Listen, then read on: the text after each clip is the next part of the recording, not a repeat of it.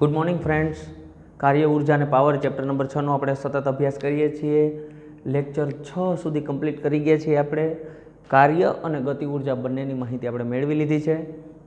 Lecture number 7ની અંદર specially આપણે ભણવાના છીએ ઉદાહરણ 6.4 અને એના ઉપરથી જ એના જેવો બીજો એક દાખલો આપણે અભ્યાસ કરવાના છીએ. તો જુઓ, ઉદાહરણ નંબર 6.4 ખાસ ધ્યાન આપજો. થોડોક અલગ પ્રકારનો ઇન્ટરેસ્ટિંગ, સરળ તો છે પણ ઇન્ટરેસ્ટિંગ દાખલો છે, મજા આવશે તમને. તો એક લશ્કરી કવાયતની અંદર એક સૈનિક છે 50 ગ્રામ દળની એક બુલેટ છોડે છે અને એની ઝડપ છે 200 મીટર પ્રતિ સેકન્ડ. એક સેકન્ડમાં 200 મીટર કાપે એટલી ઝડપથી આ ગોળી ગતિ કરે છે. ની ઝડપે છોડે છે. બુલેટ એક પાટિયામાંથી, નરમ પાટિયું છે એમાંથી પસાર થઈને બહાર નીકળી જાય છે, પણ જ્યારે બહાર નીકળે છે ત્યારે મૂળ જે ઉર્જા હતી એની ગતિ ઉર્જા એના કરતાં 10% જેટલી જ થઈ જાય છે. 100 જૂલ હતી તો કેટલી થઈ જાય છે? 10 જૂલ. બરાબર. 50 જૂલ હતી તો 5 જૂલ થઈ જાય. 10% જેટલી જ થઈ જાય છે. ઉર્જા સાથે બહાર નીકળે છે. તો બહાર નીકળતી બુલેટની ઝડપ શોધો. બહાર નીકળે ત્યારે એની ઝડપ કેટલી હશે એ શોધવાની છે. તો સિમ્પલ સૂત્ર છે, પણ આપણે પહેલાં લિસ્ટ બનાવીએ. m બરાબર 50 ગ્રામ, અમુક ગ્રામમાં અમુક મીટર પ્રતિ સેકન્ડમાં એવું ચાલે નહીં. બરાબર, એટલે એક સરખા યુનિટમાં ફેરવીએ છીએ આપણે. એટલે આને કરશું આપણે 50 ગ્રામને 50 ગુણ્યા 10⁻³ કિલોગ્રામ. એક મીંડું આને આપી દો તો થઈ જાય 5 ગુણ્યા 10⁻² કિલોગ્રામ. ઓકે, વેગ આપેલો છે એ તો એમ કેસમાં જ છે, એમાંને એમાં રહેવા દેશું આપણે. 200 મીટર પ્રતિ સેકન્ડ અથવા 2 ગુણ્યા 10⁻² એવું પણ લખી શકો. તો પહેલાં આપણે પ્રારંભિક ગતિ ઉર્જા ગણીએ. એની પ્રારંભિક ગતિ ઉર્જા કેટલી? પછી આપણે કીધું છે કે 10% ગતિ ઉર્જા સાથે બહાર નીકળે, પણ પહેલાં શરૂઆતની તો આપણે ખબર હોવી જોઈએ ને. એટલે પ્રારંભિક ગતિ ઉર્જા કે બરાબર, આપણે સૂત્ર ખબર છે, 1/2 mv². માટે કે બરાબર 1/2 m એટલે 5 ગુણ્યા 10⁻² ને v² એટલે 2 ગુણ્યા 10² નો વર્ગ. છોકરા સમજી ગયા? ઉપર લખીએ આપણે. માટે કે બરાબર 2 નો વર્ગ 4, 5 ચોકુ 20 અથવા તો 5 ચોકુ 20 ભાગ્યા 2 એટલે 10 ગુણ્યા 10² કેટલી હવે જોવાની રહી. 2 ને 2 કેટલી થાય? 4 ઘાત.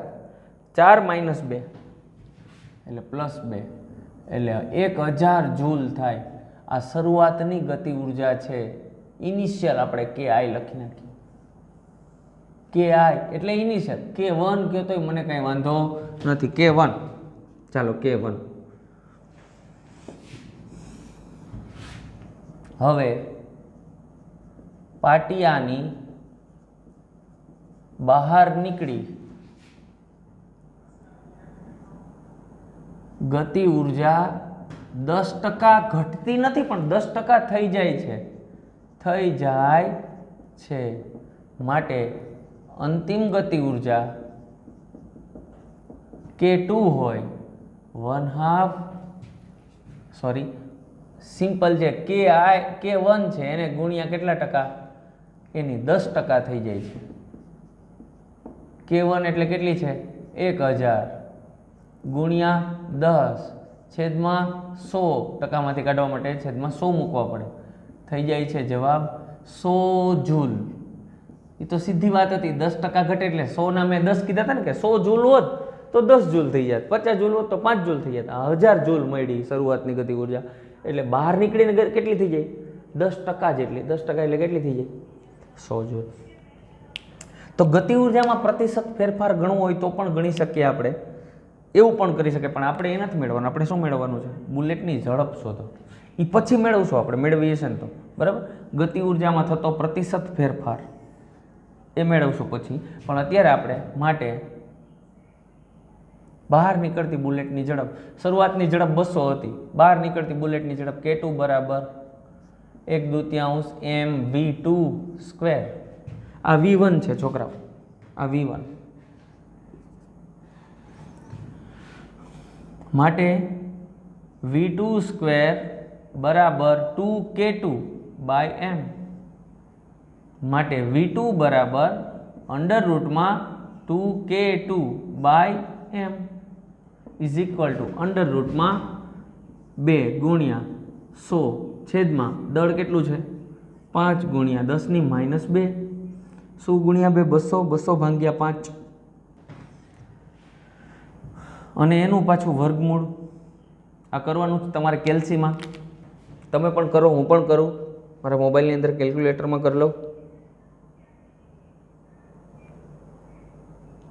100 ગુણ્યા 2 એટલે કે 200 ભાગ્યા 5 એ તો સિમ્પલ હતું સમજો 40 પણ એનું વર્ગમૂળ પાછું એ મહત્વનું છે 40નું વર્ગમૂળ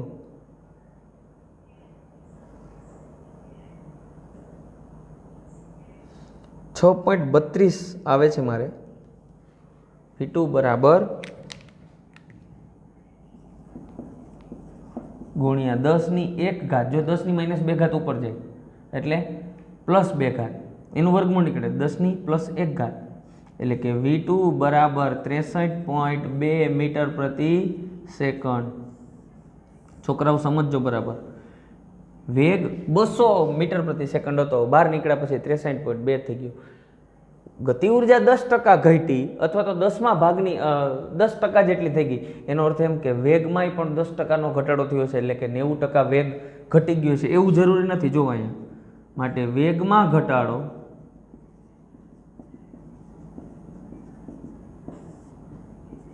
ડેલ્ટા V/V બરાબર V2 - V1 છેદમાં V1 ગુણ્યા 100 ટકામાં મળી શકે આપણે ગોતવું હોય V2 એટલે 63.2 - V1 એટલે 200 છેદમાં V1 એટલે 200 ગુણ્યા 100 મીંડું કેન્સલ 200માંથી 63.2 જાય 137 કે 36 કેટલા થશે પરફેક્ટ ગણી લઈએ આપણે કારણ કે ભાગાકાર પણ કરવો પડશે આપણે એટલે 200 - 63.2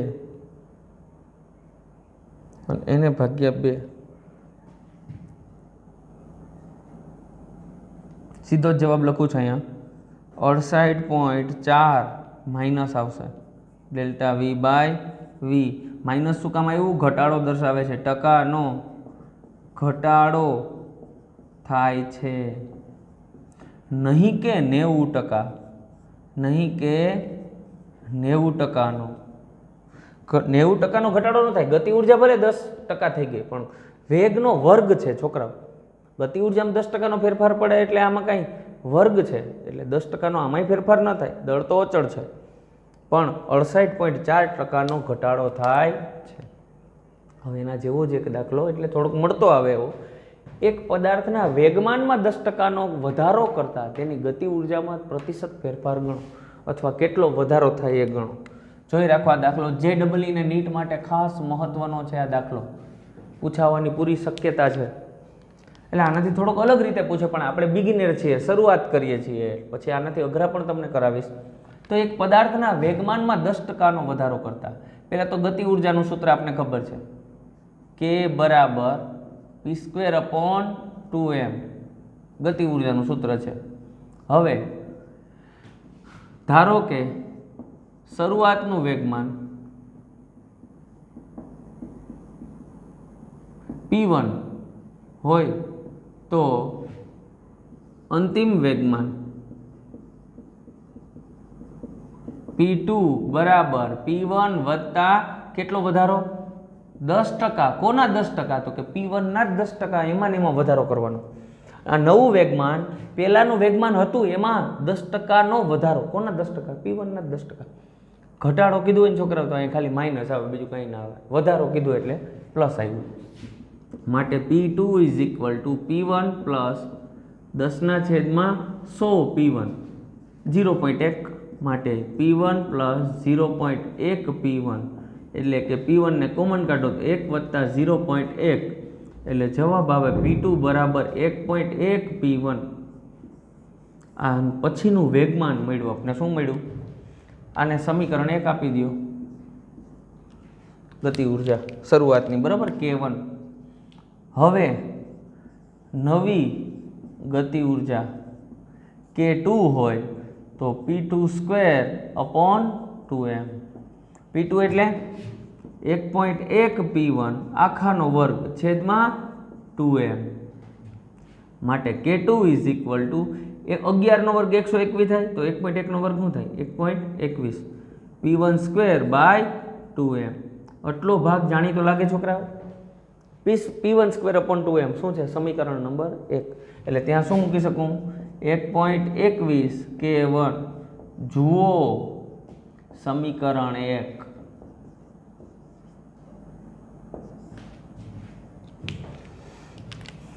માટે અહીંયા વધારાનો દાખલો ગણીએ છીએ આપણે.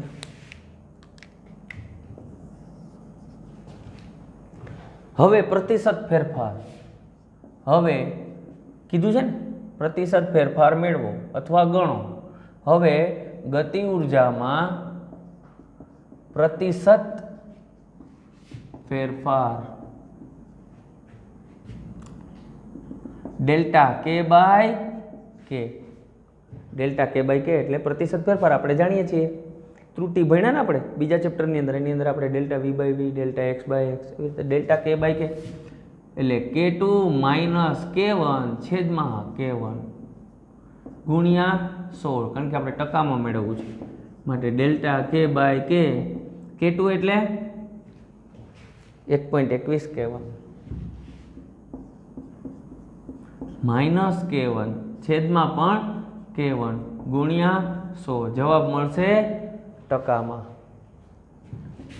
ડેલ્ટા કે બાય કે બરાબર K1 ને કોમન કાઢ લઉં તો વધે 1.21 માઇનસ 1 છેદમાં K1 ગુણ્યા 100%. છોકરાઓ જુઓ તો K1 કેન્સલ. માટે ડેલ્ટા કે બાય કે બરાબર 1.21 માંથી 1 જાય તો 0.21 ગુણ્યા 100. માટે જવાબ આવશે 100 આમાં ઉમેરી દો એટલે કે 21%. ધન જવાબ એવું બતાવે છે કે વધારો થાય 21%નો વધારો થાય છે. કોઈ પદાર્થની ગતિ ઉર્જામાં કોઈ પદાર્થના વેગમાનમાં 10%નો વધારો કરવામાં આવે તો તેની ગતિ ઉર્જા 21% જેટલી વધી જાય છે. પહેલાં જેટલી હોય એના કરતાં 21% વધી જાય. યાદ રાખવા જેવું છે. હવે આ વસ્તુ સિમ્પલ કેલ્સીમાં પણ કરી શકાય. કેલ્સી નહીં, મોઢે પણ કરી શકાય. બરાબર છે. પણ પહેલાં આટલું લાંબુ તમને આવડી જવું જોઈએ. આ સમજાવવા જોઈએ બધા સ્ટેપ, અને પછી જ તમે કેલ્સીમાં શોર્ટકટ કરી શકો. બીજા બે દાખલા મેં તમને આવી રીતના જ આપ્યા છે. 10%નો ઘટાડો કરતાં મેં તમને કહી દીધું અહીંયા કે વધારો કરવાનો હોય તો પ્લસ, તો ઘટાડો કરવાનો હોય તો માઇનસ, બીજો કાંઈ ફેર નહીં. અને 50%નો વધારો કરતાં આ બે દાખલા તમારે ગણવા જોઈએ. બરાબર છે. તો આ લેક્ચર નંબર 7ની અંદર આપણે ઉદાહરણ 6.4 જોયું. ગતિ ઉર્જાનું જે સૂત્ર છે એની અંદરનો દાખલો જે છે એ જોયું આપણે. વેગમાં થતો ઘટાડો. ખાસ ધ્યાન આપી અને દાખલો ગણી લ્યો. સમજાય એવું છે કાંઈ ન સમજાય એવું કોઈ વસ્તુ નથી. આમાં સૂત્રનો કરતાં V2² ને બનાવ્યો તો 2 અહીં જાય K પાસે ને એમ નીચે આવે, પછી અહીં વર્ગ નીકળે એટલે બે બાજુ વર્ગમૂળ આવે, પછી કિંમતો મૂકી. આ તો કેલ્સીમાં કરવાનું છે. અને વેગમાં થતો ઘટાડો delta V by V, V2 minus V1, જેમ અહીંયા આપણે પ્રોસેસ કરી એમ 68.4%નો ઘટાડો થાય, નહીં કે 90%નો. આપણે એમ થાય કે 10% ગતિ ઉર્જા થઈ ગઈ તો વેગમાં પણ 90%નો ઘટાડો, એટલે 10% વેગ થઈ ગયો છે, પણ એવું થતું નથી. પણ 68.4%નો ઘટાડો થાય છે વેગમાં જ્યારે પાટિયામાંથી બહાર નીકળે ગોળી ત્યારે. પછી JEE અને નીટ માટે એક પદાર્થના વેગમાનમાં 10%નો વધારો કરતાં તેની ગતિ ઉર્જામાં કેટલો ફેરફાર થાય અથવા તો વધારો થાય. જો પહેલાં તો K અને P² બે એકબીજાના સમપ્રમાણમાં કહેવાય. એટલે Pમાં વધારો કરીએ તો Kમાં વધારો જ થાય. એટલે અહીંયા વધારો હોય તો અહીંયા પ્રતિશત ફેરફાર ભલે લખ્યું, પણ ઘણીવાર એવું પણ લખી શકે Kમાં કેટલો વધારો થાય તો પણ એ જ આવશે. 21%નો વધારો થાય. ધન નિશાની વધારો બતાવે છે, ઋણ નિશાની હોય તો ઘટાડો દર્શાવે છે. તમારે આમાં ઋણ નિશાની જ આવવાની છે. જોતા જાઓ, કરતા જાઓ, જવાબ આવશે. બેનો જવાબ તમને કહી દઉં. 10%નો વધારો કરતાં ઘટાડો કરતાં 19%નો ઘટાડો થાય. અને 50% વધારો કરતાં 125% વધારો થાય. આવા જવાબો આવશે બેના. જો મારી આમાં તો શ્યોર છું, આમાં 100% ભૂલ નથી થતી.